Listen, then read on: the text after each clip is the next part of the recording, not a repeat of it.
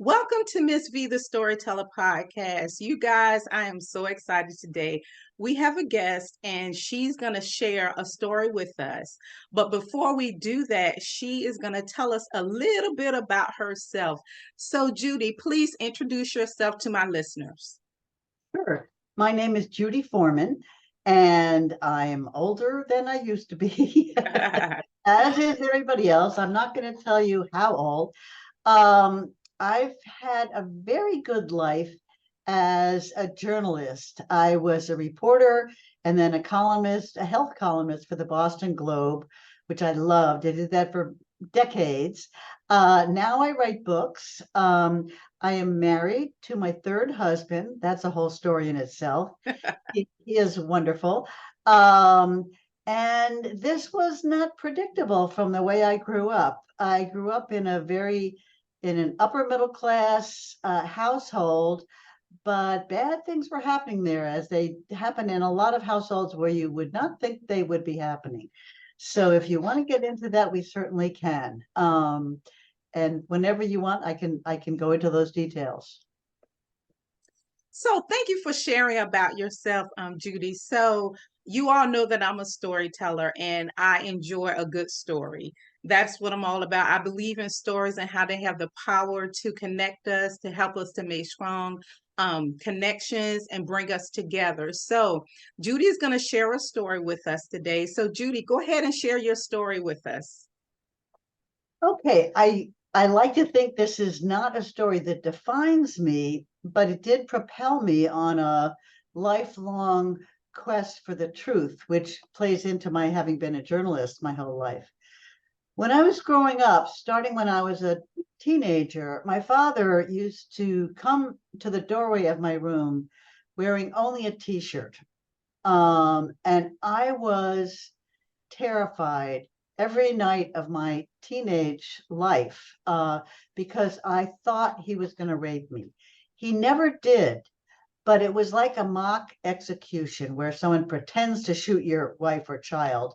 The terror that it inspired, the threat that threat inspires is enormous. I grew up terrified of him. And in fact, my brother and my mother were also terrified of him. He was not physically violent, but he was very angry. He turned out to be an alcoholic. He was very much, I don't know if I dare say this, but he was very much like Trump. He was very narcissistic. He was belligerent. He never admitted he was wrong. He was a bully. And we all basically tiptoed around him.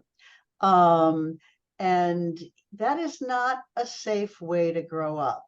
And I have been very sympathetic to how many millions and millions of people in this country grow up as a child of an alcoholic, and also females, women, girls who have some form of sexual abuse in their history. And often it's by someone they know, and often it's by a parent. And this has huge mental health effects for people. Um, and despite the Me Too movement, I think it's still kind of an untold story. So I what have, happened to you in your story, your personal story? What happened to you, growing up like that? well, whatever family you grow up in seems normal. You think that's normal. I didn't realize until I went to college and talked to other people that not everyone was afraid of their father coming into their room every night. I didn't even know that was weird. What you grow up with seems normal, even if it's really wrong. So it takes a long time, and talking to other people, going to therapy, reading books, realizing what's a normal family and what isn't. You don't know what's normal. So what Especially, happened in your case? Let's talk about Judy. What happened in your case? Because I'm sure my listeners are curious because you were actually in it. So what happened? Did eventually he leave, or what happened in no, your story? nope, it was not talked about. It was denied. Years later, I tried to confront him. Um, and he and my mother came up for dinner from New York to Boston, where I live. And I told him We had a private little meeting, the two of us. I told him that I was terrified that he was going to rape me. He didn't say anything. He didn't admit it. He didn't deny it. He just took notes. It was really weird. He was a powerful businessman. He was a vice president of one of the biggest corporations in the country. I swear all your listeners would know this company. He was a corporate guy and he acted like a corporate guy. You know, he did not get the message at all. And I only told my mother when she was literally on her deathbed. And I said, where did you think he was going every night? You know, he disappeared down the hall wearing just a t-shirt and he would come back to you half an hour later. What did you think was going on? And she said, you should have told me, but it wouldn't have mattered. She wouldn't have done anything, which is a very common scenario. So what happened as far as you, you just went to college and that's how you got away from it? Gradually, baby step by baby step. Yeah, I got married. My husband and I went in the Peace Corps. We had fun there. My son was born there. We eventually divorced and then I remarried. And unfortunately, that husband died a bunch of years ago. And now I'm on my third husband. So I've been very lucky with good husbands.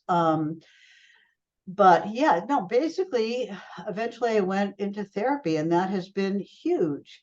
From my point of view, it takes really working hard with a good therapist for a long time to really acknowledge the depth of the trauma that happens. I mean, meanwhile, I lived my life. I became a successful, good journalist and, you know, did fine, did better than fine.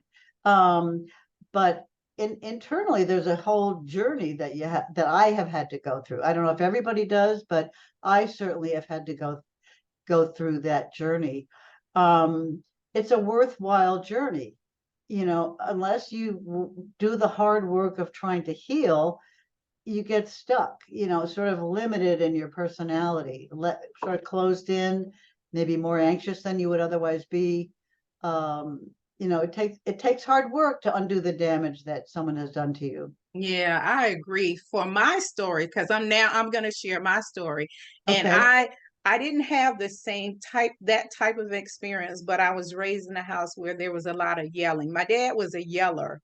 And I didn't realize until later in life what that was just his tone of voice. But for a child, it just seemed as like he was always yelling at us. And I was apparently came into the world very timid. So the yelling really bothered me. But then my grandfather, his father, was kind of like a fusser. So my dad got it naturally. He got it from his father. That's the way that he communicated. And so because of that, that is where I lost my voice.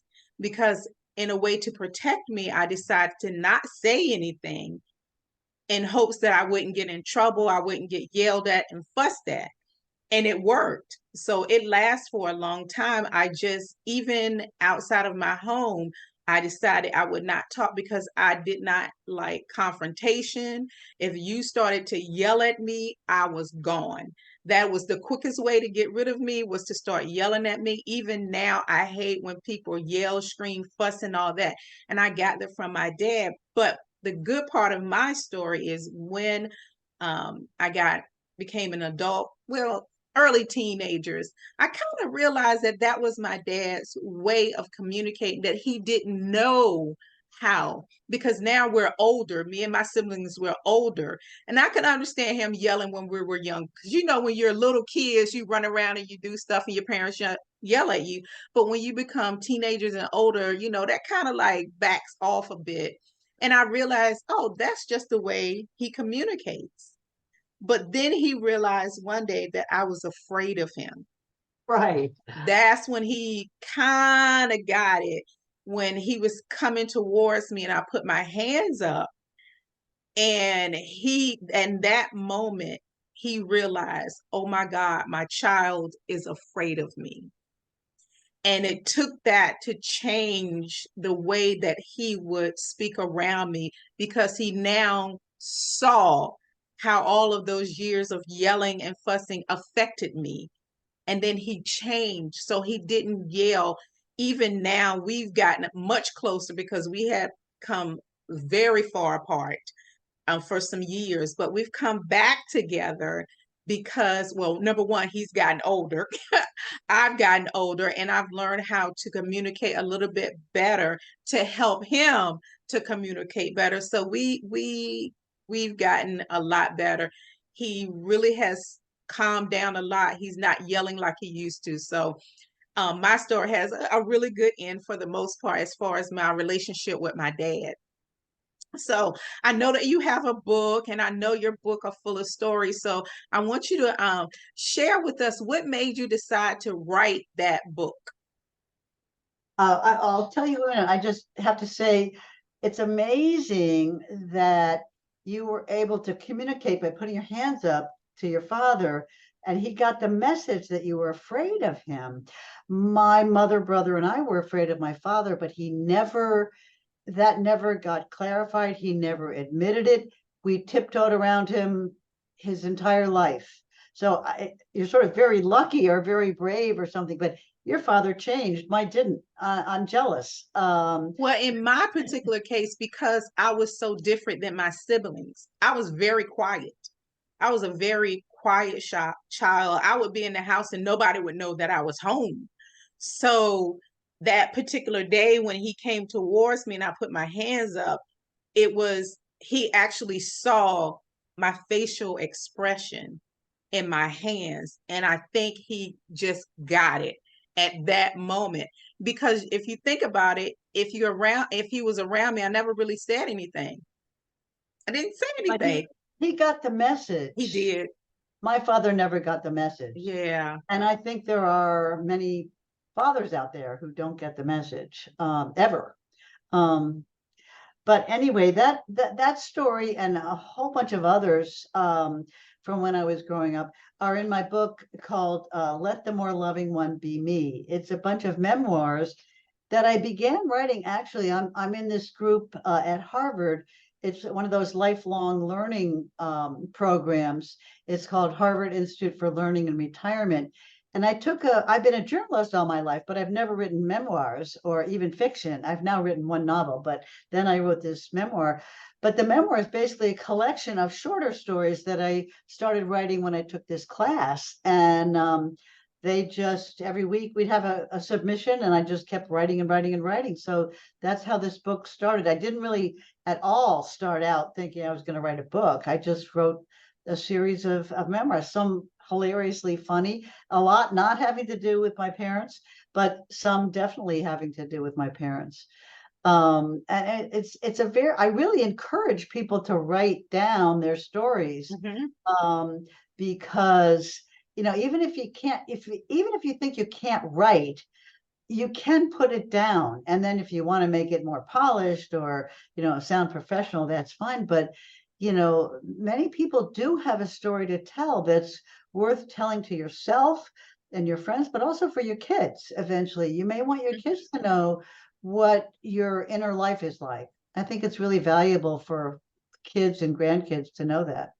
Well, I think even if you're not a writer, you can journal and leave your Right. journals for your children, because some people feel less timid if they journal, because your journals, you just write out your thoughts. You don't really have to make sure you have a period at the end of the sentence, make sure you have the right structure and all that. You can just journal. So that is how I started. I journal. I would write down when I was angry, mad. Sometimes because I was so quiet, I would journal and I would say what I would have wanted to say to somebody who mistreat me. I would write it in my journal. And again, I wasn't paying attention to punctuation marks, uppercase, lowercase. I would just put it out. So I think that is great. And to leave it for your kids, so they can really learn. Because if your children read your diary or your journal, they would learn a lot about their parents. But even if you would, even if you would burn it later or not show it to anybody, journaling is, I think, a very valuable thing to do, even just for yourself. Because you can go back and look, at like 2 years ago or 3 years ago or whatever, think, oh, wow, I've come a long way since then. Or, I've really grown since that. It helps you sort out your feelings, which I think is incredibly valuable. And a lot of people don't have therapists to talk to. Right. So, this is totally free. All it costs is paper or a little time on the computer, and it's private. You can show it to people or not, Mm-hmm. depending on your choice. And I think it's very valuable. I'm glad you're supporting that for people. Oh, yes, yes. And even telling stories, because like I said, I'm a storyteller. So I think it's so important that you share stories with your children, so they can really get to know you. But I have a question for you. When you finished writing the book, was that, well, I know it didn't start out to be a book, but as you was writing these stories and submitting and all that, did you find it therapeutic for you? At the end, did you look back on it and say, "Phew, oh my goodness, I got all of this out of me and I feel a certain way." That's a good question. I guess so. But what's been more valuable is, as other people have read the memoirs and have commented on them, their comments have been very valuable. Like, people say, wow, you're really courageous to have written this or to have acknowledged this. And that's been wonderful. That kind of validation has been great. So it was partly catharsis and also partly a very nice sense of validation from other people as well as myself. So yeah, it's kind of been a complex reinforcement. It's been very Oh, nice. yeah, Yeah. that's good because I find that, as I journal and then I started to write, I found that it was therapeutic. It was kind of like therapy for me. Although I Right. didn't have anyone giving me comments back and forth, but to get it out was Yeah. really refreshing. And it was like, oh, it's out, instead of, because so many people keep stuff bottled up and then that makes you snap and go crazy or whatever. So if someone, let's say someone found themselves in your shoes where they were afraid of their father, and I know that you've been through it, and you've come out of it through therapy and everything, what would be something that you would suggest to them if they were your age when it was happening? I know as an adult, as early, you would say go get therapy and all that, but what would you say to them if someone came to you and said, I heard you on the podcast and I'm in it? What would you say to me? What would you tell me to do? Well, it's interesting because when I was in that situation, it never even occurred to me that it was weird or abnormal. But if one of your listeners called me up, say, Hmm. and said, "Gee, I'm in a similar situation or worse," I would say, "Wow, are you in school? If you're in school, could you talk to a teacher? Mm, Could you talk to a guidance counselor? Do you go to church or synagogue or temple or whatever? Is there but only someone you trust? I would not right. risk saying this to anyone you don't trust." Um, that never occurred to me, because it just was so, first of all, I was so scared. I didn't even realize how scared I was. I thought it was Mm, normal to not be able to go to sleep. I was afraid to go to sleep because I thought he would rape me. You don't go to sleep, yeah. you stay awake. um I didn't have the perspective to know that it was wrong, you know but Yeah. if one of your listeners called me, that person would presumably have had a sense that something was wrong. Mm, And I would say, boy, go with it. If you're thinking that something is wrong, and it would really benefit you to find a teacher or a counselor at school or whatever church that you can trust. yeah, to tell someone. Yeah. But you often can't tell, like if it's the father who's the abuser, you often can't tell the mother because she sometimes is colluding, or Hmm. at the very least trying to protect her marriage rather than her children. Um, and I know from friends of mine, often the girl feels more angry later on in life at her mother for not protecting her than at the father who was the actual perpetrator.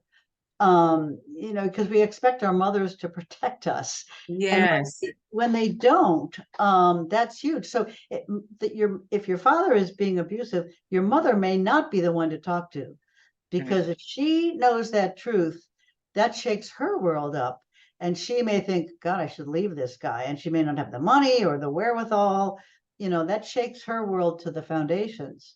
So it Yeah. can be really a tricky thing. So finding someone that you trust to Yeah. share it and talk to. Yeah, I'd agree. I totally agree with that.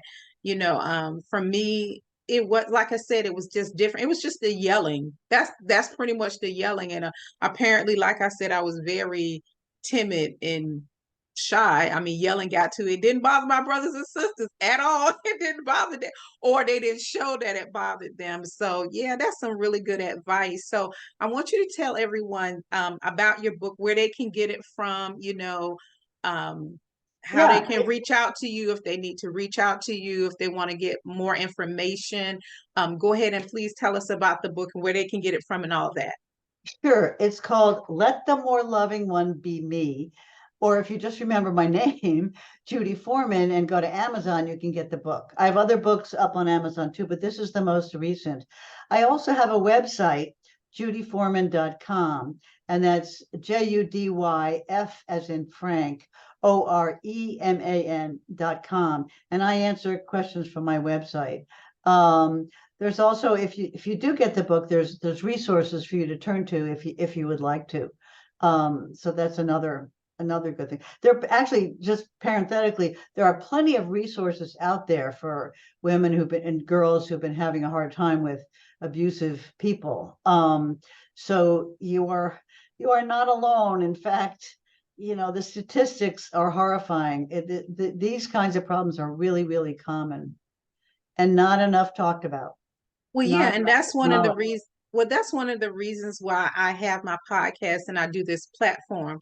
Because if someone is listening to your story, your personal story, and they find themselves in it, and they listen to how you've come out of it or what you did in the situation, it may help them. So that's why I feel like storytelling is so important, to share your stories, because there are women out there that just don't know things, and they can learn from us by us talking and being open and honest with them, and being able to like answer their questions because they don't know. I mean, to be honest, I wish I had someone that I could really talk to when I was younger, that I kind of trust, and I could an adult that I could talk to. I did have my aunties and everything, but they're my aunties. I'm their niece, but I just wish they would have shared more. Just share more stories and all that, because I had to go into them. I asked them a lot of questions. Every time I sat with them, I would ask them questions, and they would sit and they would tell me. So I learned a lot about my family through them, but I wish I had more.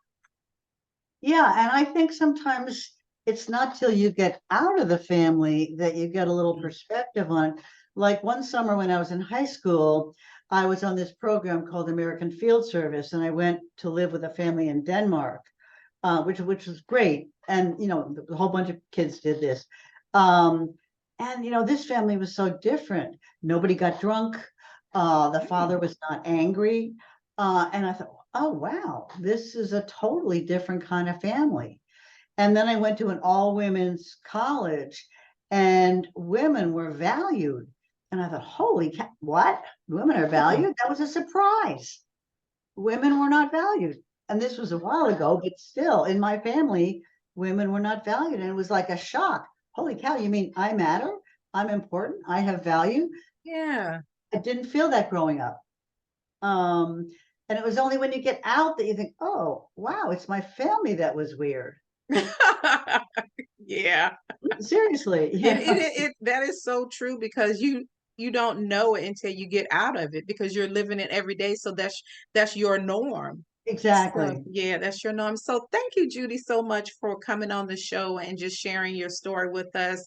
And I will make sure that I put everything in the description, so that if you want to reach out, if you want to buy her book, I'll make sure the title of the book there, and her links and everything will be in the bio. So if you want to go out and support her, I really ask that you do. You know, when we write books, we need people to go out and read them and then spread the word. So buy her book, read it, and tell everyone about it. So thank you, Judy, for being here. Thank you so much. I really enjoyed it. You're a great storyteller. Thank you. Okay, thanks.